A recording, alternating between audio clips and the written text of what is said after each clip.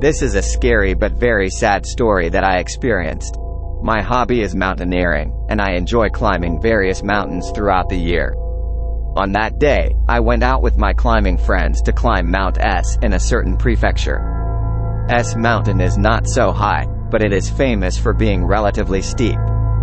Therefore, many of the climbers of Mount S have some experience. Early in the morning we started climbing Mount Well. We have a long climbing history, so it wasn't too difficult to reach the summit. Take a commemorative photo at the top of the mountain, eat a lunch you brought from home, and enjoy the beautiful scenery. Now, when we started talking about whether it was time to go down the mountain, a boy came up to us out of nowhere. It looks like a boy about 7 to 8 years old.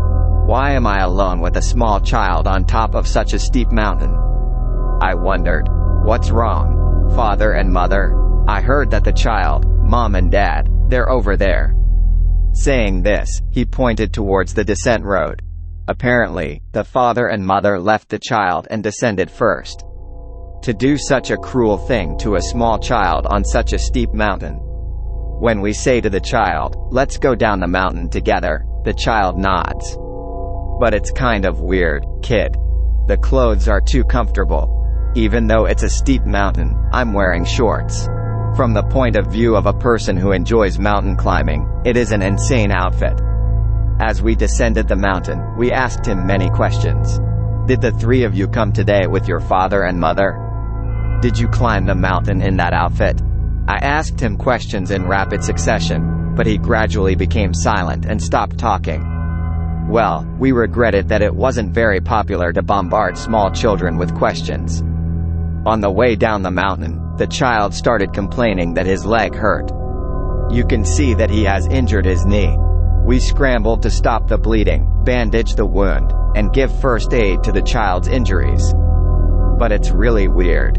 Until just a little while ago, the child was walking with me. There should have been no foot injuries at that time. However, he suddenly started complaining that his leg hurts, and when he saw it, he was seriously injured. At this point, I felt a little embarrassed. Even though I think so, I'm still a small child. Do not let go. We took turns carrying the kids on our backs and continued down the mountain. But even here there is a sense of incongruity. That child is not warm at all even if he is carrying it on his back. I don't feel human heat on my back. It's like carrying a stone on your back. And even though I should be carrying a child on my back, I can't even hear her breathing. Somehow I was scared and I couldn't help it. While doing so, I arrived at a mountain hut on the way down. We decided to take a break there. I have to take care of my child's injuries. Drop the child off your back at the hut. Then, even though the child should have had a painful leg, he got up and left the mountain hut. We immediately followed him, but for some reason the children were nowhere to be seen around the hut. It seems as if he suddenly disappeared. What happened to the owner of the mountain hut when we were in a hurry to find our child? I have heard that. We told the owner of the mountain hut everything that had happened. After listening to everything, the owner of the hut silently went into the back room and give us one picture. The one in the picture was the child we had descended with. However, the photo seems to be an old one, and it is presumed that a considerable amount of time has passed. This child is a child who was lost in this mountain. He got separated from his father and mother at the top of the mountain, and by the time the search party found him, he was already dead. This photo was used during the search. I also participated in the search. Talk like you guys, it happens a few times a year. I'm sure the spirit of that child is still looking for his parents. I really feel sorry for you. Give me some incense so that I can attain Buddhahood. The owner of the mountain hut told us so. That child is still wandering around this mountain, wanting to see his father and mother. When I thought that, I couldn't help but feel very sorry for that child's spirit.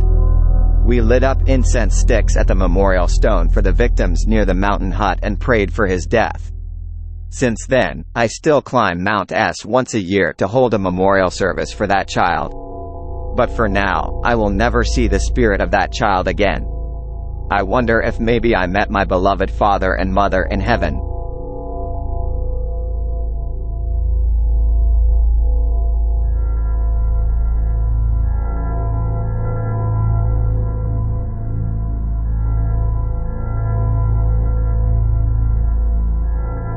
This happened during the summer vacation when I was in the first year of junior high school. I usually stayed at a relative's house in the countryside with my parents and older sister for a few days. But that year my older sister was involved in a car accident, so my mother stayed to take care of her, so my father and I went alone. After arriving at my relative's house, I didn't even say hello, and I didn't like being with my father and other relatives partly because I was in a rebellious phase, so I took a walk near the house by myself until dinner time. I've been coming here every year since I was in elementary school, so I know most of the neighborhood, but when I go back to the countryside, I'm always greeted by adults. Children should never go to a shrine. I remember being told a shrine has been around for a long time, but I have never been there. A long time ago, when I asked my father why, it's a place you shouldn't go until you're an adult.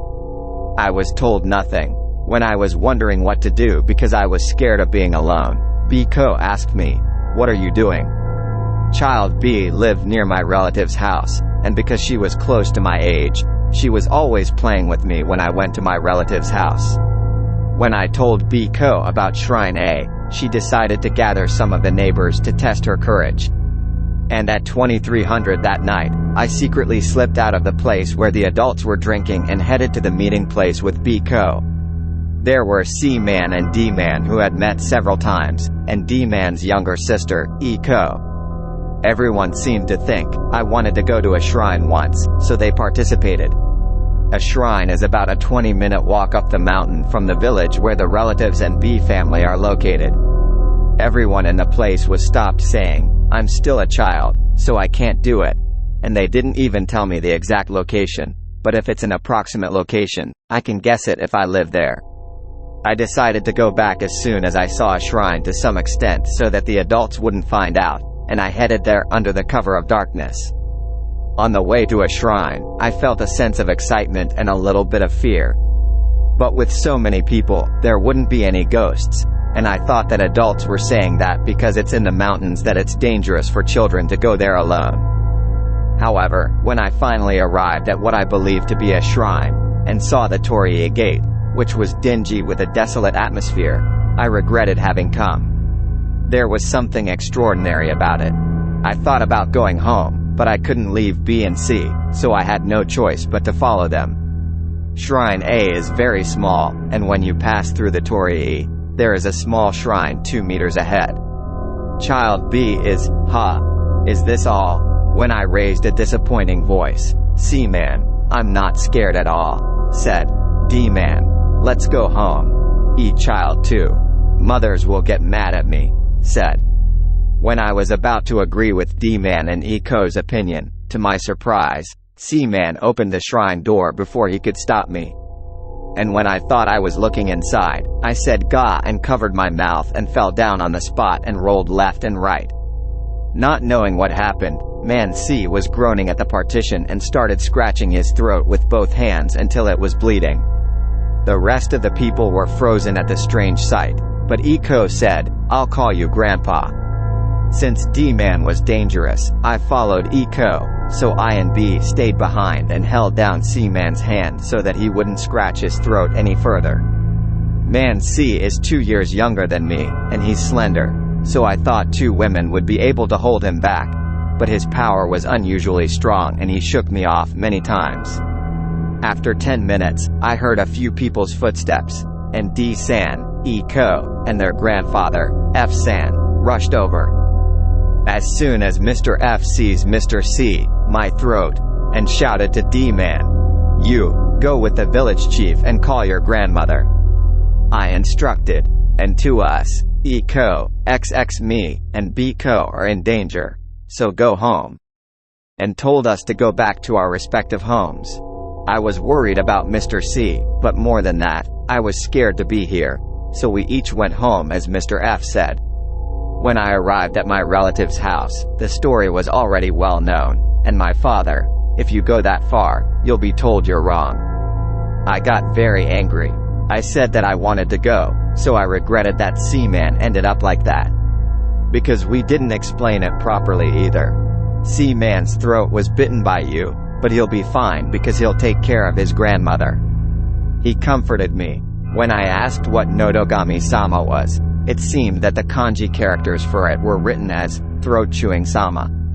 It is said that Nodogami-sama originated from a parent and child who had been discriminated against in this village a long time ago, and finally had nothing to eat and starved to death. At that time the child, "I'll bite their throats, I'll make them eat nothing, I'll make them suffer the same." I gasped while saying that. It seems that it became a curse word, and children in the village scratched their own throats one after another and vomited blood and died. It is said that a traveling shaman cleansed it and sealed the remains of the parent and child in the original shrine of a shrine. Since then, there have been rumors that children should not approach Shrine A, but once a child like Man C opened the shrine to break the curse, scratching his throat and dying. There are many adults who have opened the shrine, but for some reason, all of them are safe.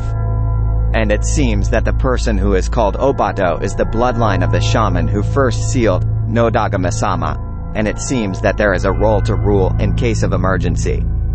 It's unbelievable, but I couldn't help but believe that I was actually seeing that sea man. My father and relatives told me that my grandmother would do something about it, but I couldn't sleep because I was worried about it, and it was morning. I heard a knock on the door, so I thought it might be the old lady I had heard about, so I opened the front door and found her standing there. And, Man C made it in time. I just said and left. It seems that my father contacted my mother, and I decided to go home that day. Since that day, I've been careful until I grow up. And even if I go back to the countryside, I'll only be there for half a day, and soon I'll go home with my father or mother. It seems that B, D, and E were scolded for going to a shrine without permission, and after that, adults began to look around to make sure that other children did not approach a shrine. Rice Field. C-Man was hospitalized for a while, but he seems to have recovered completely and there is not a single scratch left on his throat. The shrine and shrine are still there, but since that day, even after I became an adult, I haven't been near them at all. It is an event that is still burned into my mind that it certainly happened in reality, not a dream.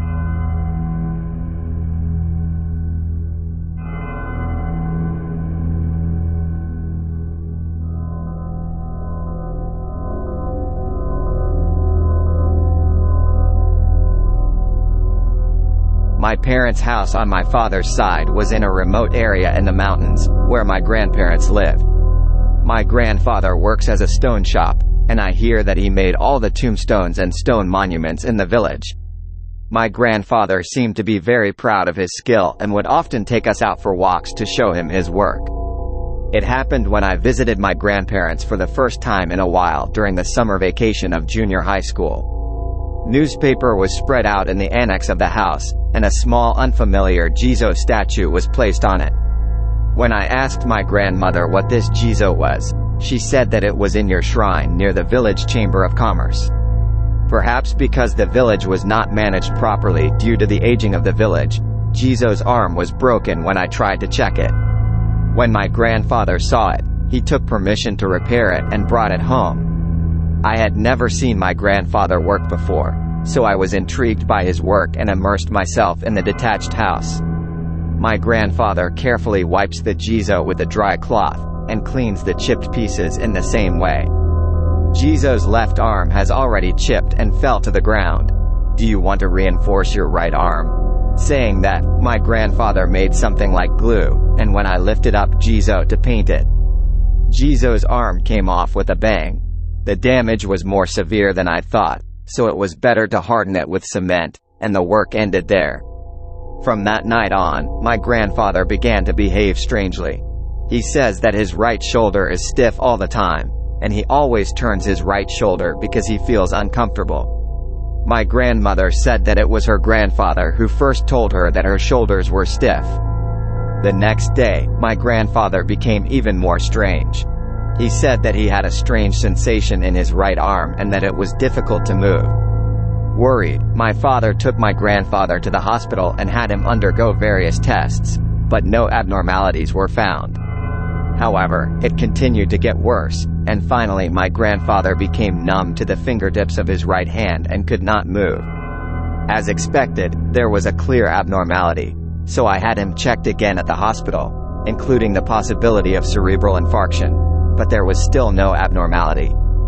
My grandfather was in such a state, so Jizo was completely forgotten, but after a few days, my grandfather began to say, "It's a pity to leave Jizo alone."